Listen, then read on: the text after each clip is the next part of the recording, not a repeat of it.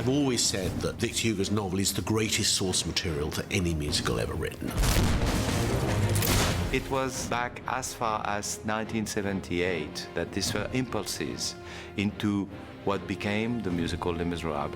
I had just produced a revival of the original production of Oliver, and Alain came to see it, and it was as the Artful Dodger was singing Consider Yourself that suddenly Gavroche popped into his head.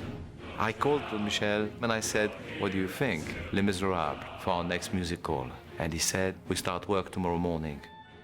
And they brought to my office the concept album that Alain and Claude Michel had recorded in France, and I was so excited.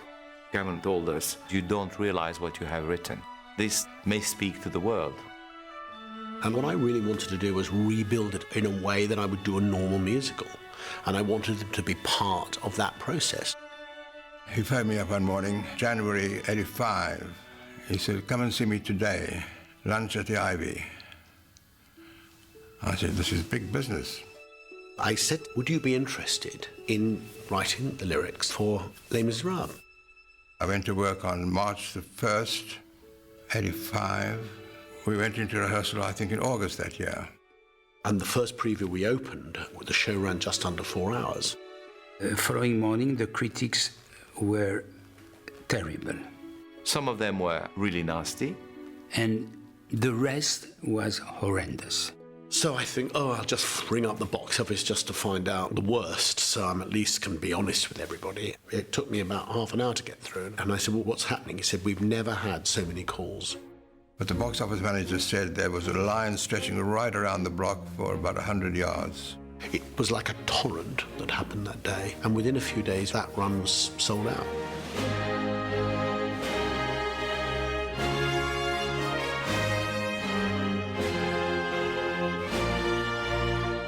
After the 25th anniversary, which I did a great concert at the O2, I decided to celebrate 25 years of Les Misérables with a brand new production. And it's doing extraordinary business. I mean, I can confidently say it's likely to be there for at least another decade. The first time that I thought about putting Les Mis on the screen was back actually 25 years ago, shortly after the Broadway opening. So it really stayed dormant until about 3 or 4 years ago. I was working with the writer William Nicholson on another project, and he said, oh, I've just been asked to adapt the musical Les Mis, and a light bulb went off in my head. I know Cameron Mackintosh and Working Title and Universal waited for the right time, the right filmmaker to come along. What have I done, sweet Jesus? What have I done? Become a thief in the night, become a dog on the run. From the very, very beginning, what excited me about doing Les Misérables was doing it live. Turn your heart into stone. There's something about what an actor does live on the day that whether you pre-record it or post-record it is never quite the same. This is all I have lived for. This is all I have known. Tom realised that when an actor is singing live, they're actually emoting as they would on stage. I dreamed a dream in time gone by. And indeed, that for me was always the key. Hope was high. Officer? Sometimes I feel like that night at Oliver, watching this musical, which I love, I mean, it makes me feel like, you never know, man. Did I receive a signal from someone? I don't really believe in any of that.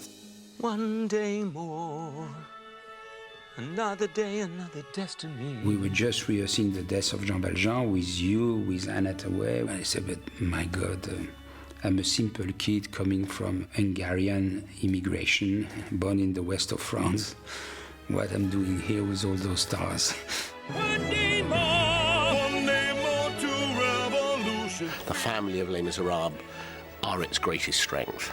And I think I've come to realise their strength even more through Tom Hooper's eyes.